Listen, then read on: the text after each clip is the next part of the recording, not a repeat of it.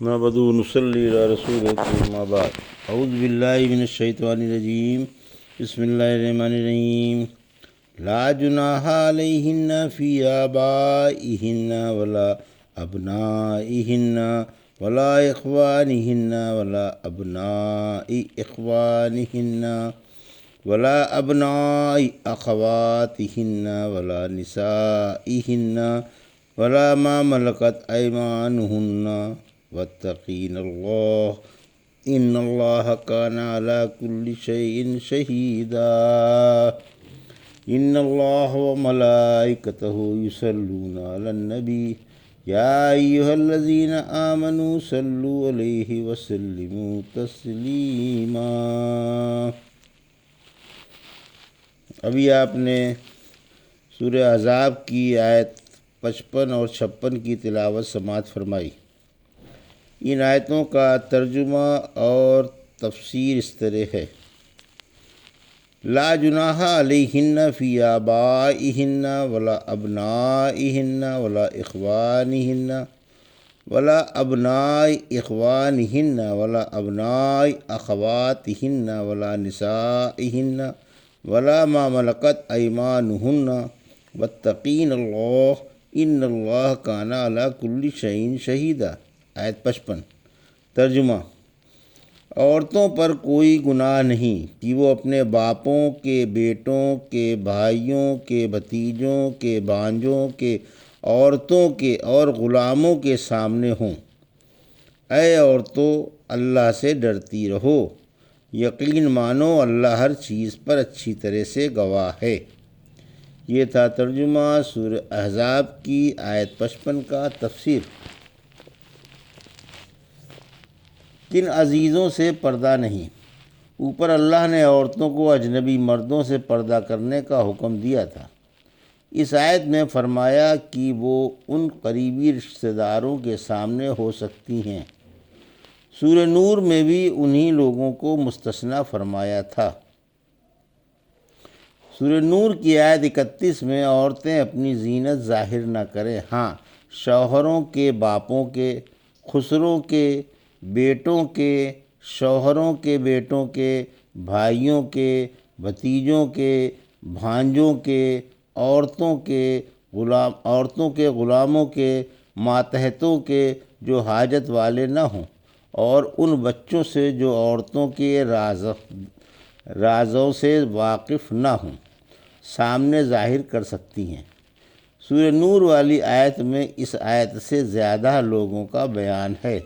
ان دونوں آیتوں میں چچا اور ماموں کا اس لیے ذکر نہیں کہ ہو سکتا ہے وہ اپنے لڑکوں کے آگے اس کے اوصاف بیان کریں۔ ان اللہ وملائکتہ یصلون علی النبی یا ایہا الذین آمنوا صلوا علیہ وسلموا تسلیما۔ آیت 56۔ یقیناً اللہ اور اس کے فرشتے اس نبی پر رحمت و دعائے رحمت بھیجتے ہیں۔ اے ایمان والو، تم بھی ان پر درود بھیجو اور کثرت سے سلام بھیجو۔ یہ تھا ترجمہ آیت 56 کا تفسیر۔ آیت 56۔ رحمت عالم صلی اللہ علیہ وسلم پر درود۔ فرشتوں میں آپ کی تعریف کرنا اللہ کا درود بھیجنا ہے، اور دعا کرنا فرشتوں کا درود بھیجنا ہے۔ ابن عباس دونوں فرماتے ہیں فرشتے آپ کے لیے برکت کی دعا کرتے ہیں۔ مقصد یہ کہ اللہ نے اپنے بندوں کو اپنے بندے اور نبی کے مرتبے اور اس عالی مقام کی خبر دی ہے جو فرشتوں کی اعلیٰ جماعت میں اس کے نزدیک آپ کا مرتبہ ہے، کہ اللہ مقرب فرشتوں کے سامنے آپ کی تعریف کرتا ہے، اور فرشتے بھی آپ کے لیے برکت کی دعائیں کرتے ہیں۔ پھر حق تعالیٰ نے دنیا کے انسانوں کو حکم دیا کہ وہ بھی آپ پر درود بھیجیں، تاکہ آپ کی تعریف و توصیف میں دنیا والے اور آسمان والے سب مل جائیں۔ اور نیز اللہ اپنے مومن بندوں پر بھی درود بھیجتا ہے۔ سورہ احزاب کی آیت 43 میں فرمایا اللہ اور اس کے فرشتے تم پر درود بھیجتے ہیں تاکہ وہ تم کو اندھیروں سے اجالے کی طرف نکال لائے۔ سورہ بقرہ کی آیت 155 سے 157 نے فرمایا آپ صبر کرنے والوں کو بشارت سنا دیں جب انہیں کوئی مصیبت پیش آتی ہے تو انا للہ و انا الیہ راجعون پڑھتے ہیں۔ انہی لوگوں پر ان کے رب کی طرف سے درود ہے۔ حدیث میں ہے کہ اللہ اور اس کے فرشتے صفوں کی سیدھی جانب والوں پر درود بھیجتے ہیں۔ ایک اور حدیث میں ہے کہ اے اللہ آل ابی ادفع پر درود بھیج۔ جابر رضی اللہ تعالیٰ عنہ کی اہلیہ نے آپ سے اپنے اوپر اور اپنے شوہر کے اوپر درود بھیجنے کی درخواست کی تو آپ نے فرمایا کہ اللہ تم پر اور تمہارے شوہر پر درود بھیجے۔ درود کے سلسلے میں چند حدیثیں۔ متواتر حدیثوں سے ثابت ہے کہ مسلمانوں کو حکم ہے کہ رحمت عالم صلی اللہ علیہ وسلم پر درود بھیجیں، اور درود کی کیفیت بھی ثابت ہے۔ ہم اللہ کی توفیق سے کچھ حدیثیں بیان کرتے ہیں۔ رحمت عالم صلی اللہ علیہ وسلم سے پوچھا گیا کہ آپ پر سلام کرنے کا طریقہ تو ہمیں معلوم ہے، آپ پر درود کس طرح بھیجیں؟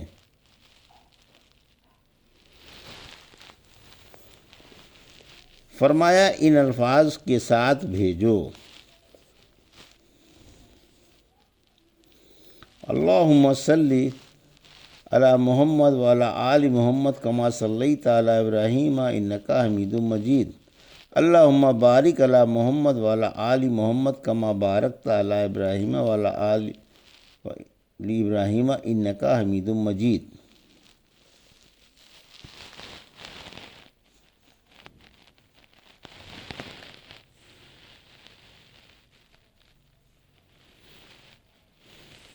ابن مسعود رضی اللہ عنہ فرماتے ہیں جب تم رسول اللہ صلی اللہ علیہ وسلم پر درود بھیجو تو آپ پر بہترین درود بھیجو، کیونکہ تم کو معلوم نہیں شاید وہ آپ کے سامنے پیش کیا جائے۔ لوگوں نے کہا آپ ہمیں درود سکھا دیجئے، تو فرمایا یوں درود بھیجو: اللہم اجعل صلواتک و رحمتک و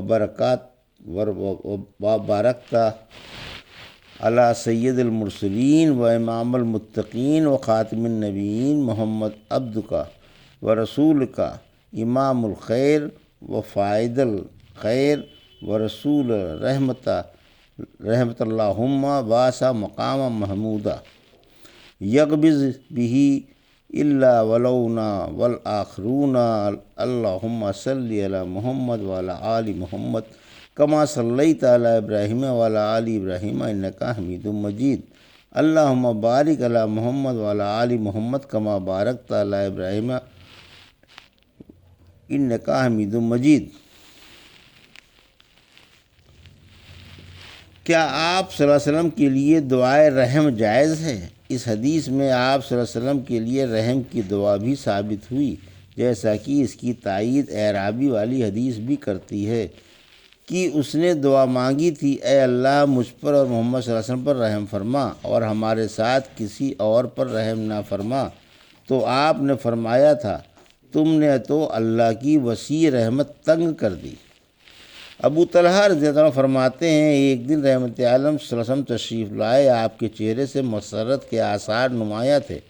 صحابہ رضی اللہ عنہ نے پوچھا کہ آج ہم آپ کو خوش دیکھ رہے ہیں۔ فرمایا میرے پاس فرشتے نے آ کر کہا محمد صلی اللہ علیہ وسلم کیا یہ بات آپ کو خوش نہ کر دے گی کہ آپ کا رب فرما رہا ہے کہ آپ کا جو امتی آپ پر ایک درود بھیجے گا میں اسے اپنی 10 رحمتیں عطا کروں گا، اسی طرح ایک سلام کے بدلے 10 سلام دوں گا۔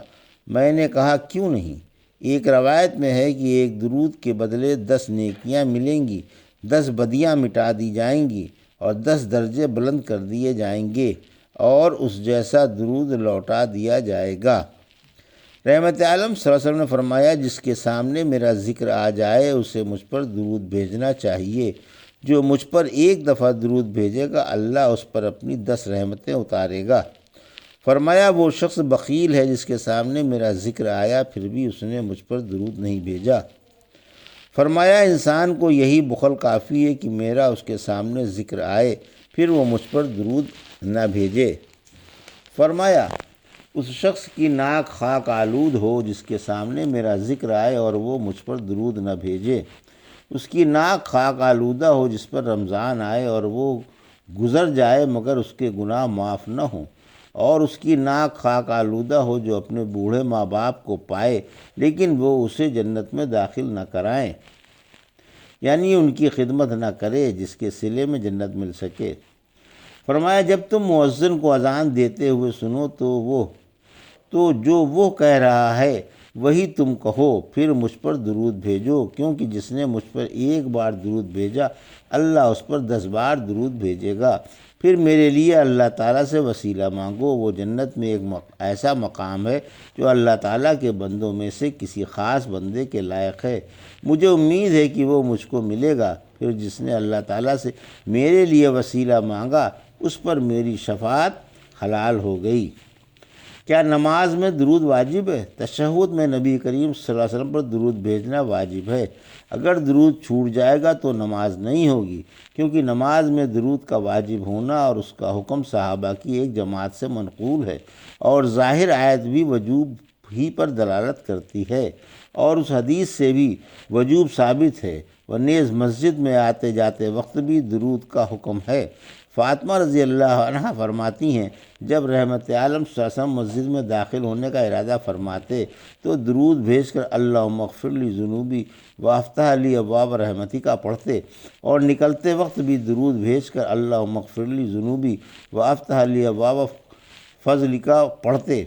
علی رضی اللہ عنہ فرماتے ہیں جب تم مسجد میں گزرو تو نبی صلی اللہ علیہ وسلم پر درود بھیجو۔ اسی طرح نماز جنازے میں بھی آپ پر درود بھیجنے کا حکم ہے، کیونکہ سنت یہ ہے کہ پہلی تکبیر کے بعد سورہ فاتحہ پڑھی جائے، دوسری کے بعد آپ پر درود بھیجا جائے، تیسری کے بعد میت کے لیے دعا مانگی جائے، اور چوتھی کے بعد اللہم لا تحرمنا اجرہ ولا تفتنا بعدہ پڑھا جائے۔